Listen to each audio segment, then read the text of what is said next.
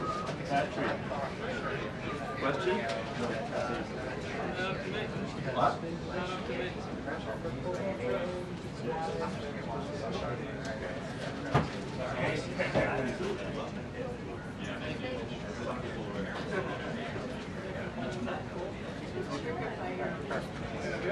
Yeah.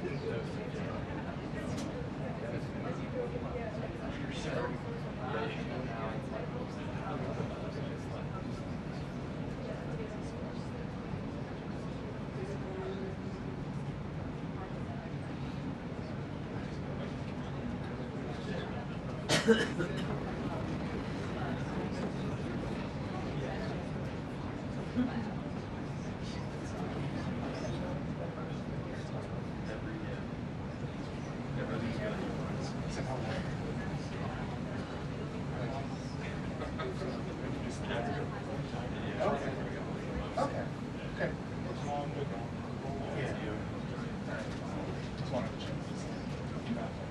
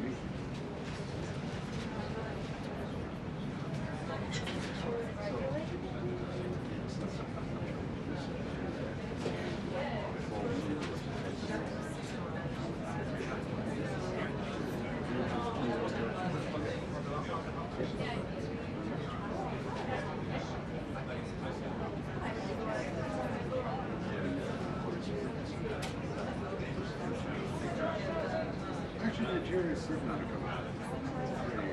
We had a pretty big news yesterday. You got a shot for that?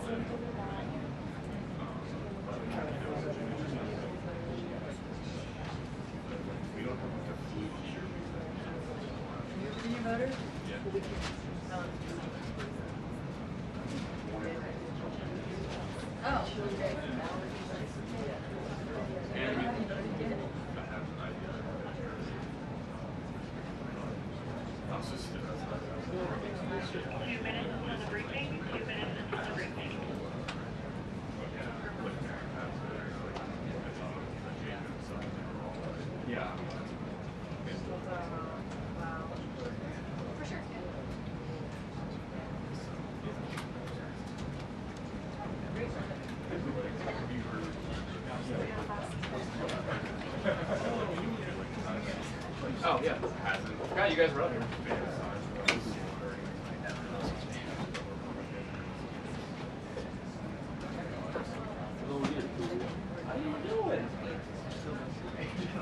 Yeah, there was a debate about the door. There was a debate about the door. Something about the temperature.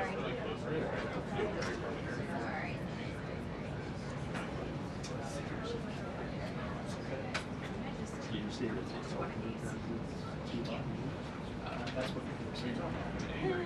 Many people were saying. People familiar with the situation. They are. Isn't it? No, it's ours. It's just Oh, good. Too much fun. Yeah, you could say that. I could. Yeah, there's so many colors that come around this day.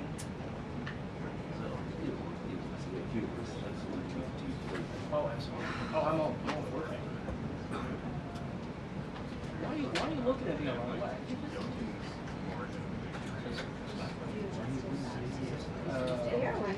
A lot. last time in Asia. E-L-A-D. I think, right? That's what it's Lot. It's a lot. Yeah.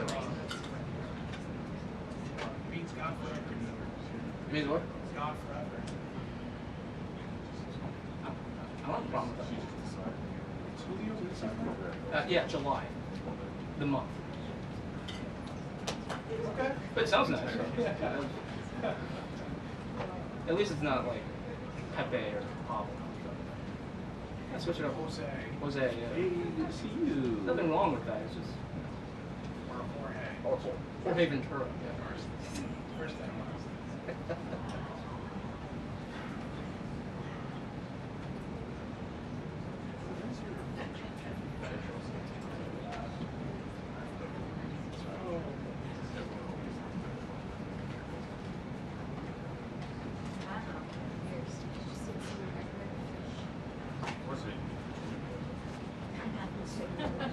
I've already included it in a note before.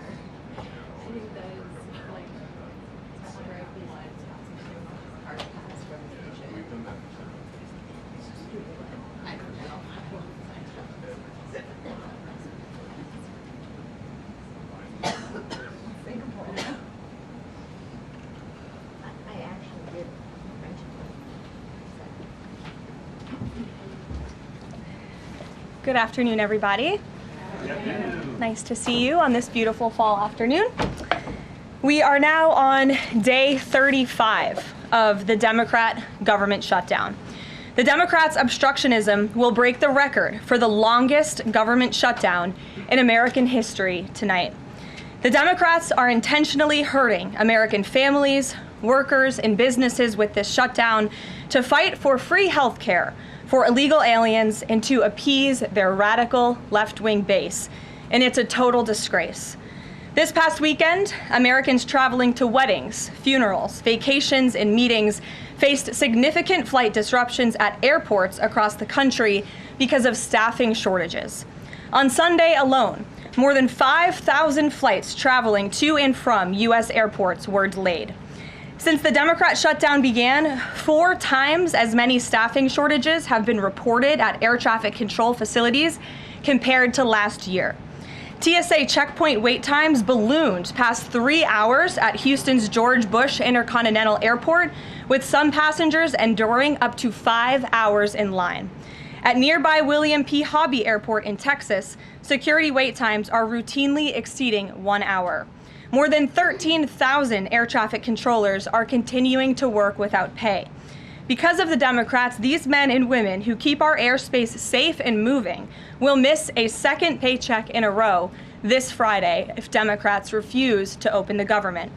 Let me be clear to our incredible air traffic controllers across the country. President Trump and Republicans want you to get your paychecks. They want you to be paid. Please call on your Democrat senators and tell them to side with President Trump and Republicans to vote to reopen the government. Our nation's 4 largest airlines, United, Delta, American, and Southwest, have now all endorsed the Republican, nonpartisan, clean funding bill to end the government shutdown. Major unions, collectively representing tens of thousands of pilots, have also joined the airlines in calling on Democrats to pass the clean, nonpartisan CR. The travel industry is also imploring Democrats to end the shutdown and reopen the government. Nearly 500 companies and groups in the travel business, including casinos, hotels, and convention bureaus, signed a public letter warning that America's travel economy has already lost $4 billion due to this Democrat shutdown, and they have called for the Republican CR to be passed, saying Americans expect and deserve a fully functioning federal government during the peak holiday travel season. Never before have we seen private industry and union leadership so unified on the same issue, rallying behind Republicans in such a vocal way. The Democrats have completely lost the plot. They are endangering the safety, prosperity, and livelihoods of millions of Americans. It's well past time Democrats do what they did 13 times under Joe Biden and pass the clean funding bill extension.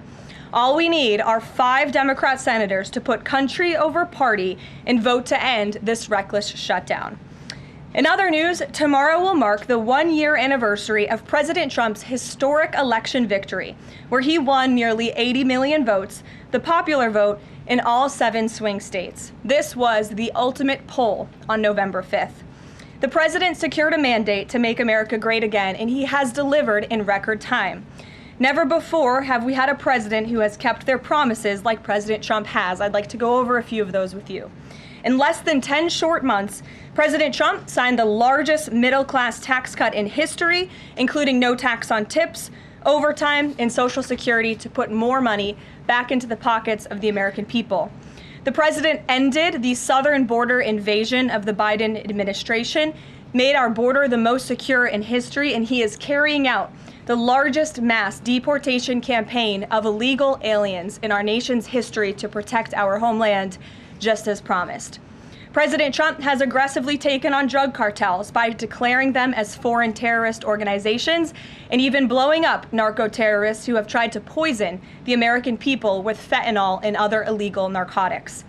President Trump defeated the Biden inflation crisis, and he continues to implement a pro-growth, America First economic agenda to make America affordable again, and we are seeing the results of that every day. Inflation has remained low and steady, averaging just 2.5% compared to the painful average of 5% under Biden, and we know it was historically higher than that for most of President Biden's term. Meanwhile, real private sector wages are on track to rise by almost $1,500 since President Trump took office, a significant change to the Biden years where private sector wages declined and were being wiped out by inflation. President Trump has ended the reckless war on American energy and unleashed energy dominance, with gas prices now plummeting to their lowest average levels in more than 4 years. President Trump implemented powerful tariffs to rebalance America's trade deals, protect American workers, and returning our country to be a manufacturing superpower once again.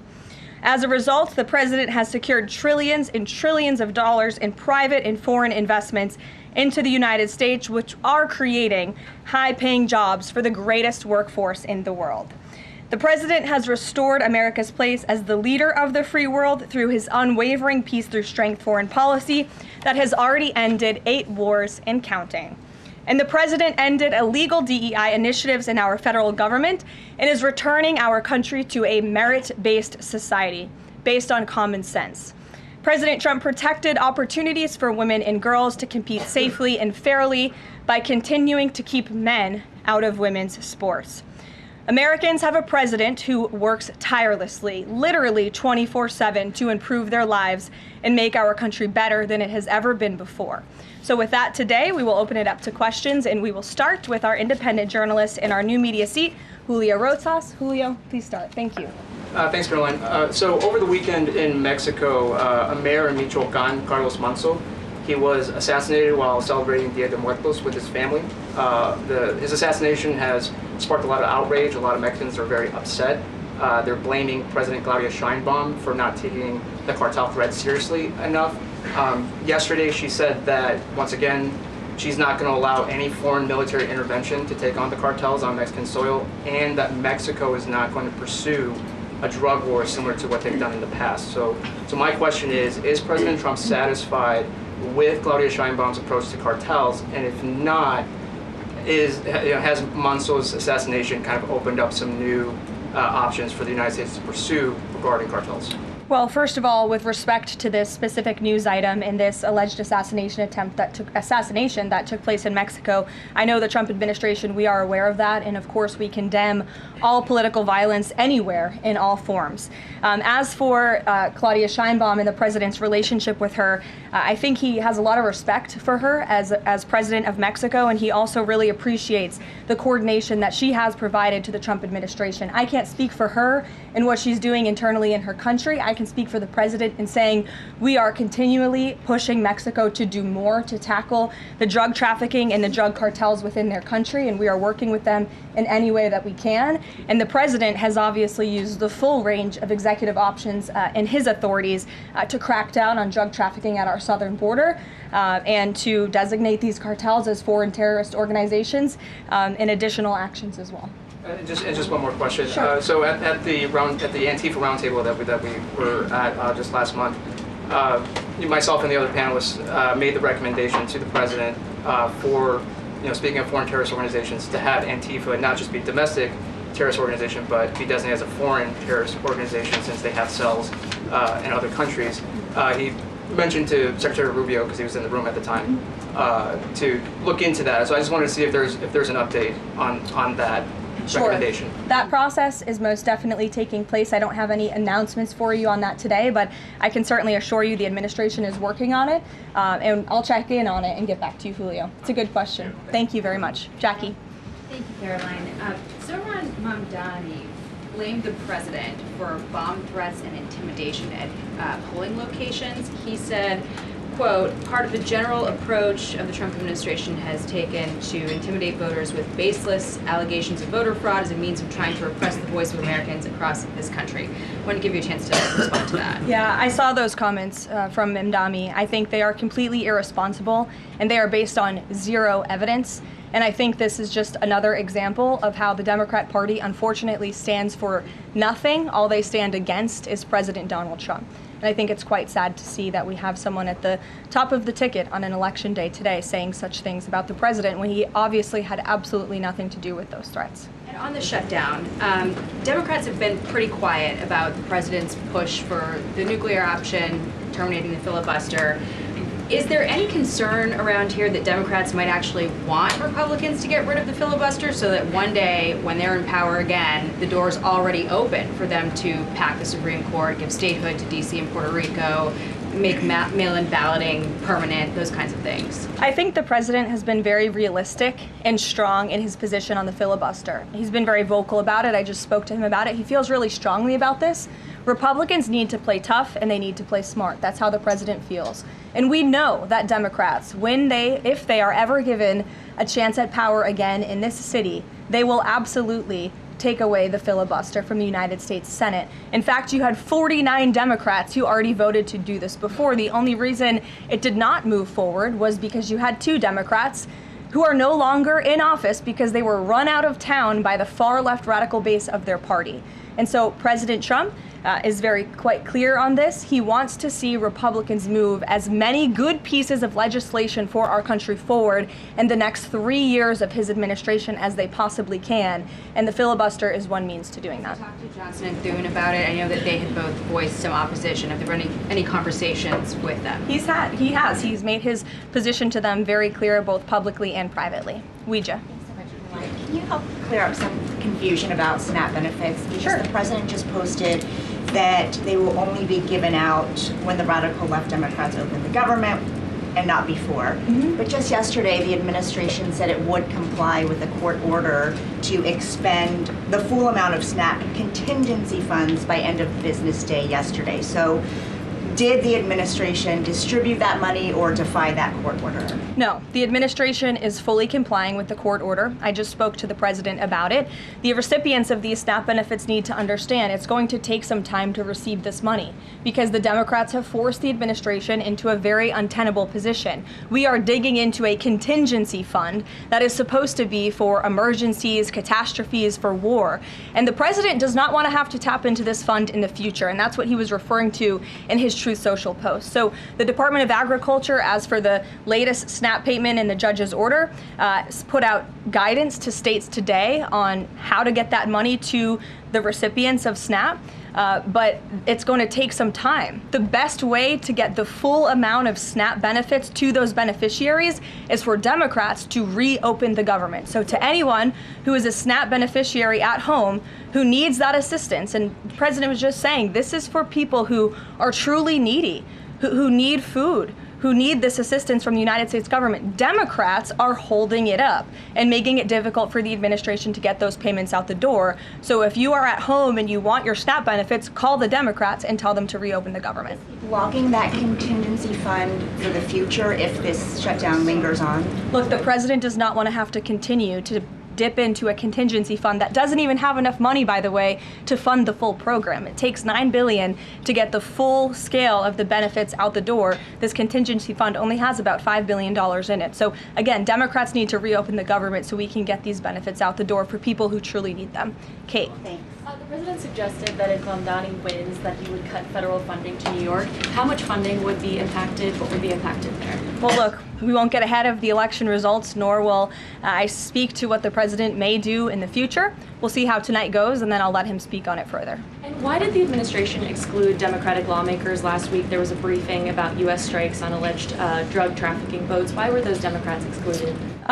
The administration has briefed Congress on these matters 8 separate times, and Democrats have been included in those briefings. In fact, I know that Secretary Rubio will be on Capitol Hill tomorrow to brief the Gang of 12, which includes Democrats as well. So the president's made it very clear, if senators want to understand the administration's operations against narco drug traffickers, we are very happy to speak with them about that, and we will continue to do so. But we've been incredibly transparent. As I said, there's been 8 briefings on this topic, with the 9th coming tomorrow.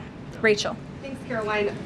There's been some reporting out there about the possibility of furloughed workers not getting back pay. We know that the president signed that bill into law in his first term. Does the administration guarantee that all furloughed workers will get back pay? This is something we are very much open to discussing with Democrats as part of the discussions about the continuing resolution to keep the government open, and it's something that Republicans are talking with Democrats about right now. I won't get ahead of those negotiations or discussions. That's a possibility that may not happen, even though it's law.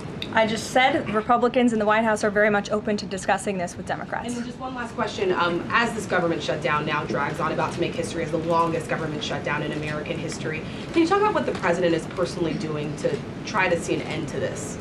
He's pushing Republicans to keep voting and to keep opening up the Senate floor to vote for the clean continuing resolution. He had the Senate Majority Leader and the House Caucus Leader, Hakeem Jeffries, here at the White House to talk about this in the very early stages, to give them a chance to come to their senses and avoid this entire government shutdown at the very beginning. And they chose not to.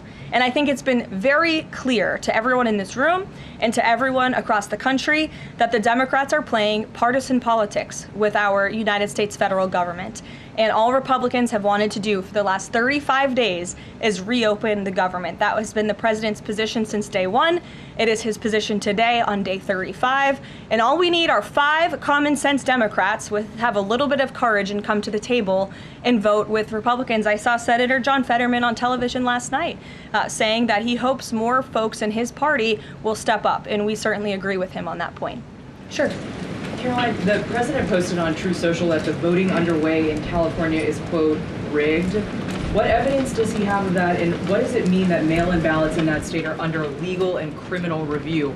By whom and why? And also, in this vein, does the White House still plan to issue an executive order banning mail-in voting, and what legal authority do you have to do that? The White House is working on an executive order to strengthen our elections in this country and to ensure that there cannot be blatant fraud, as we've seen in California with their universal mail-in voting system. It's absolutely true that there's fraud in California's elections. It's just a fact. It is just a fact. They have a universal mail-in voting system, which we know is ripe for fraud. And if you want to deny that, I'm happy to provide you all of the evidence for it. I'd be glad to send that to you after this briefing. Rigged. Fraudulent ballots that are being mailed in the names of other people, in the names of illegal aliens who shouldn't be voting in American elections. There's countless examples, and we'd be happy to provide them. As for executive action the White House is taking, yes, we are looking into that. And like any executive order, of course, any executive order the president signs is within his full executive authority and within the confines of the law. Stephen. Thank you, Caroline. I've got 2 questions I'd like to ask you about New York, but first I'd like to ask you about breaking news from the Attorney General. She revealed just about an hour ago that the Biden Justice Department seized President Trump's official first-term phone and subpoenaed his private phone records. Do you have a reaction to that? And also, do we know if they actually got those private call records? I saw the Attorney General's post on that. For additional questions, I would refer you to the Department of Justice, but I think this is just further evidence of the egregious overreach and weaponization of government that took place under the previous White House against then former President and now President Donald J. Trump. It was a clear effort by the Biden White House and the Biden DOJ to go after the president, and this is just further evidence of that. On New York, we've seen the president's messages that he's put out, but could you describe how he's feeling as a New Yorker watching this election? Well, the president is a New Yorker and he loves New York. It is his home. He talks about that all of the time, and he's made his thoughts on this election quite clear, I think, himself. In the back, yes, go ahead. Thank you. Over the weekend, there were reports. I was going to you in the green, but go ahead and then you can have your question. Thank you. Over the weekend, there were reports that President Trump was due to host President of Syria, Ahmad al-Sharia, on Monday. Do you have any preview for that meeting? Is he expected to invite him to join the U.S.-led anti-ISIS coalition?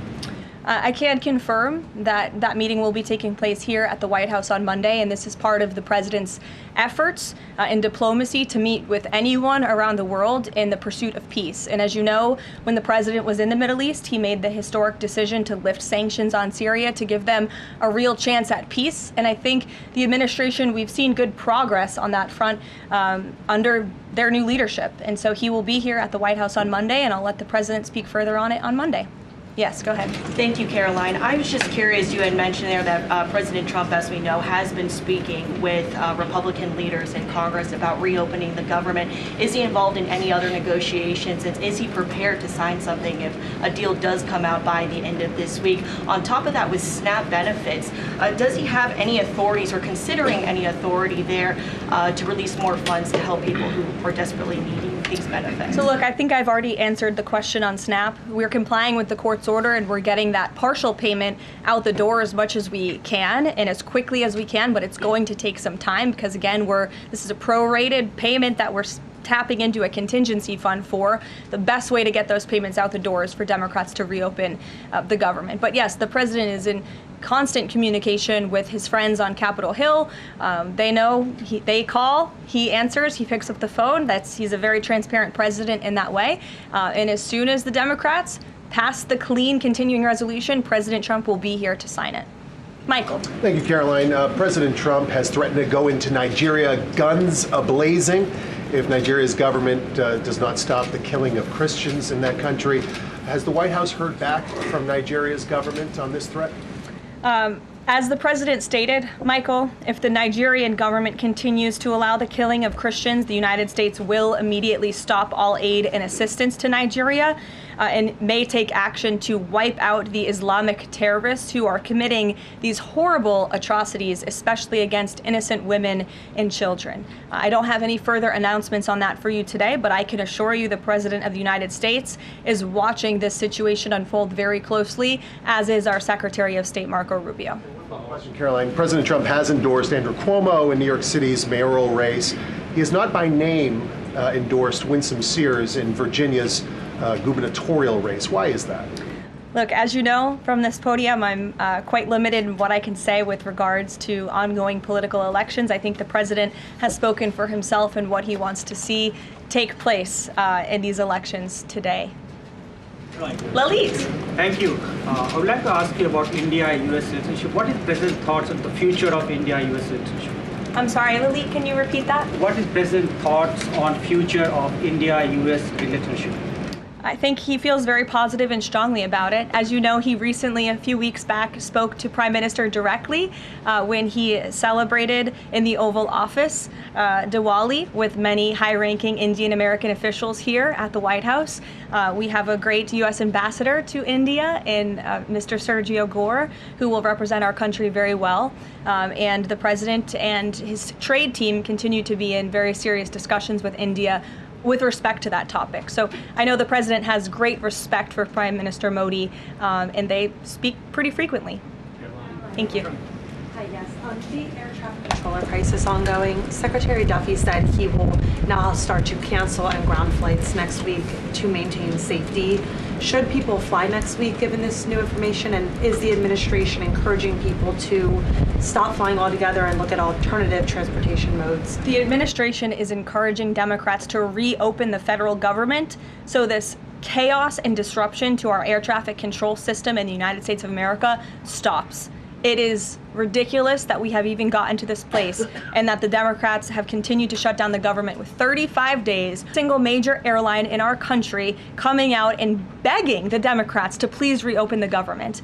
And you had a Democrat staffer who was quoted, I believe in Politico a few weeks back, saying, short of planes falling out of the sky, we are not going to reopen the government. That is a reckless and dangerous statement from someone who didn't want to put their name on that statement, but we know it came from the Democrat Party. And I think we're very clear. We want to reopen the government so we can resume travel in the safest and most efficient way possible, especially as we head into the busiest travel season of the month. We have Thanksgiving in a few weeks. And so Americans across the country need to make it very clear to their Democrat representatives that we want this government to be reopened so we can resume safe and efficient travel. Fran. Caroline, as of last I checked, the president still had not commented on the death of former Vice President Dick Cheney. Is the White House involved in the funeral arrangements in any way? Does the president plan to speak at the funeral? Has he spoken to anyone in the Cheney family today? And does the White House have an opinion on whether or not the former vice president should lie in honor or state in the Capitol? I don't believe the White House is involved in that planning, or at least hasn't gotten to it yet. I know the president is aware of the former vice president's passing, and as you saw, flags have been lowered to half staff in accordance with statutory law. Jasmine. Thank you. Back on the question of the filibuster, how much political capital is President Trump willing to expend to get Republicans to do what he's asking? I mean, will we see him at the Hill? Will he be calling folks over here? What exactly is President Trump planning to do outside of these true socials and maybe some of these private conversations to get Republicans to fall in line? Look, I think you'll see. I think you'll see the president continue to engage very strongly and consistently with his friends on Capitol Hill. I don't have any meetings to read out for you at this time, but I think you should stay tuned and keep your eyes on Truth Social on this matter. The president's making his position on it quite clear. And again, he is right. Republicans need to play tough. We know that this is what the Democrats will do if they are ever given the keys to power again. And he wants to pass as many good pieces of legislation as we possibly can for our country and for our people. That includes election integrity reforms. It includes additional tax policy. It includes, fixing our immigration system further in ways that only Congress can. And the president fears with a Democrat Party that is so radical and opposes everything he does and everything he says, this is the only option for Republicans to move forward. Karen. In a second question. President Trump said to CBS in the 60 Minutes interview that he did not know the Binance founder, which he pardoned. What exactly did he mean for that? I know it caused. He means he does not know him personally. He means he does not have a personal relationship with this individual. And when it comes to pardons, the White House takes them with the utmost seriousness, and the president understands the responsibility that he has as president to issue clemency and issue pardons to individuals who are seeking that. That's why we have a very thorough review process here that moves with the Department of Justice and the White House counsel's office. There's a whole team of qualified lawyers who look at every single pardon request that ultimately make their way up to the President of the United States. He's the ultimate final decision maker.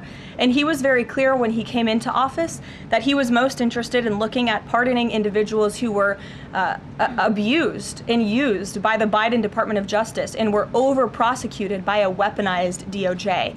And the individual you're referring to, that was certainly the case. Even the judge in his case said that the sentencing that the Biden administration was asking for was egregious and went too far. And so the president is correcting that wrong, and he has officially ended the Biden administration's war on the cryptocurrency industry, and I think that's the message he sent with this pardon.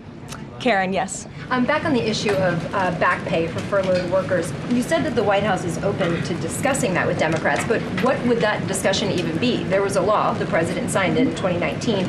What could a discussion look like? Why is that even open for discussion? Look, Karen, as I said, Republicans are talking about that with Democrats right now, and I don't want to get in the middle of those sensitive conversations. But as we've complied with the SNAP order, the White House, the administration is always going to comply with the laws. We're always going to comply with the ruling of judges across the country. But the Republicans are discussing this matter with Democrats right now. Why would there even be a consideration of not paying those workers? Tom Dempsey with News Nation. Big day in the Supreme Court tomorrow with President Trump's tariff policy facing a legal challenge. What's at stake with that case? And if the Supreme Court rules against the Trump administration, what is Plan B for trade policy?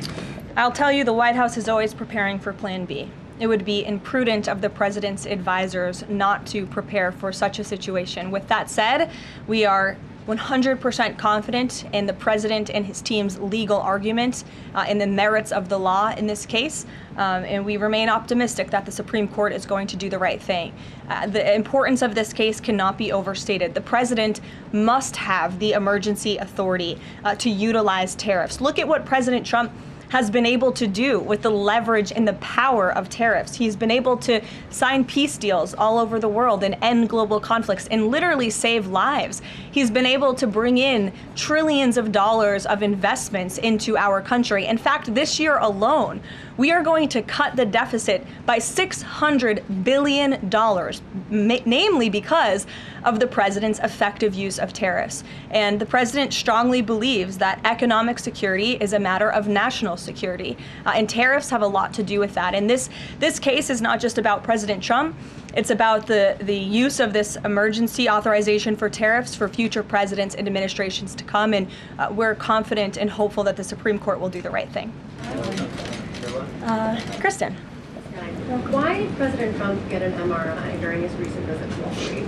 Look, as President Trump said, he would inquire with the physicians. I'll check back on that. But as the physical itself stated, Kristen, and as you all know, because you are all witness to it every single day, the president is in optimal physical health. This was a follow-up appointment, and we provided a detailed readout of that physical. I'm happy to give it to you again, and I can inquire further. With all due respect, an MRI is a very specific procedure. It's done on a part of the body looking for something specific, so it's not generally part of any kind of routine checkup. And in addition, President Trump has said that he wants to be transparent. He told us to ask the doctors, which we have and have not heard back. Why don't we have more information on this? As I said, I'll check back for you. Go ahead. Karoline, can you update us on the mediation efforts this administration is leading in Sudan, trying to achieve a ceasefire there? Sure, yes. The United States is actively engaged in efforts to bring about a peaceful resolution to the terrible conflict in Sudan. We remain committed to working with our international partners, including Quad members, Egypt, Saudi Arabia, the UAE, as well as others, to lead a negotiated peace process that addresses both the immediate humanitarian crisis and the longer-term political challenges. I actually spoke with Secretary Rubio about this morning, as of course there's been, kind of an uptick in recent reporting on the matter, and he assured me that the administration is very much engaged. We're in pretty frequent communication with those Arab partners that I just mentioned, and we want to see this conflict come to a peaceful end, just as we have with so many others, but the reality is it's a very complicated situation on the ground right now. Yes. Hi, yes. Just trying to go back into the subject of Mexico. Is the Trump administration planning to send U.S. troops to Mexico to combat drug cartels, as reported by other outlets? That's not something I would confirm from this podium if it were happening, so I will not comment on that. Eamon. Thank you, Caroline. Why did the president decide not to go to the Supreme Court tomorrow? He had indicated earlier that he might want to go and attend in person. Yeah. Now he's saying he's not going to go. Why? The president did have an interest in attending the Supreme Court hearing tomorrow, as I just expressed how important it is to him, the administration, and the country, this case. But he is traveling to Miami tomorrow, as you all know, to give an economic address with the mayor of Miami and many global business leaders to talk about his historic success with the economy over the past 10 months and talk about sort of where we are headed as a country in terms of our economy. So he'll be traveling tomorrow on the road in Miami. That's why he won't be here, but Secretary Scott Bessent will be in attendance at the hearing tomorrow at the request of the president. He has said that he doesn't want to export the high-end NVIDIA chips to China, but the Wall Street Journal reported yesterday that there was some question about whether the president would raise this as a possible concession with the Chinese side during his meeting with Xi Jinping. So does the White House consider NVIDIA chip exports to China to be a closed issue right now, or is this an ongoing negotiation between the United States, China, and NVIDIA at this point? The president has made his position on this very clear, both to the Chinese and also to all of you. He's answered this question directly. As for the most advanced chips, the Blackwell chip, that's not something we're interested in selling to China at this time. Annie. Does the president think that the results of the Virginia or New Jersey gubernatorial races tomorrow, or statewide races tomorrow, will in any way reflect a voter sentiment towards his administration? Look, Annie, I'm not at liberty to talk about the election results, and I certainly won't get ahead of them. I'm not going to engage in hypotheticals that may or may not happen tonight. We'll have to watch and see. And I'm sure you'll hear directly from the president tomorrow on that point. On Snap, just really quickly, is there anything that prompted the president's tweet this morning? Because it did seem quite different from some of his other communications about Snap. It seemed a little bit out of the left field. I'm just wondering if he had a conversation or if there's anything you're aware of that caused him to decide to, at around 11 o'clock, to send out that message. Look, the president is constantly well read on the news, as you know, and he is very much aware we are in day 35 of a government shutdown in which these SNAP benefits, we're pushing them out the door. USDA put out that guidance to the states this morning. The president was aware of that, and he wants to make it very clear that these benefits are in jeopardy because of the Democrats, and they should just open the government so that we can continue getting these funds out the door in an easier and more efficient way. There's some new reporting that just dropped a few minutes ago that the Trump administration is negotiating with the makers of Ozempic to sell some weight loss drugs for $149 a month. That's according to the Wall Street Journal. Do you have any more information on that? Can you confirm that? I think the president has said himself in previous Most Favored Nations announcements that this is something that the administration has been engaged in and looking into. I won't get ahead of the president on any future announcements, but I will echo his strong commitment to bringing down drug prices in this country. And you've heard it directly from Secretary Kennedy and Dr. Marty Makary and his entire Health and Human Services team, how committed the president is to bringing down the cost of drugs, and we're working with pharmaceutical companies to do that every day. Very quickly, Caroline, on SNAP. I know it's been asked, and I know we just asked it, but I want to put a fine point on it. You talked about president's post here, and he wrote that SNAP benefits will only be given when radical left Democrats open up the government. I understand your previous answers, but as written, how would that not violate a court order as it's written? I've now answered this question several times, Gabe. We are complying with the court's order. We are getting the payments out the door as quickly as we can. USDA sent the guidance to the state. The president is referring to future SNAP payments. He does not want to have to keep tapping in to an emergency fund and depleting it. In the case of a catastrophe in this country, he wants to have those funds preserved, as they should be. And he's made it very clear Democrats should reopen the government. I have one final positive note for all of you. I told you I would keep you posted when the White House would resume public tours. Well, I'm pleased to announce the Office of the First Lady has has reopened the doors for public tours on Tuesday, December 2nd. There will be an updated route, of course, for guests in light of the ballroom construction that's taking place, but we very much look forward to celebrating the holiday season. And the public and members of Congress and anyone who wants to come visit the First Lady's beautiful decorations is welcome to go to whitehouse.gov/visit to sign up for a tour. Thanks, guys. We'll see you tomorrow.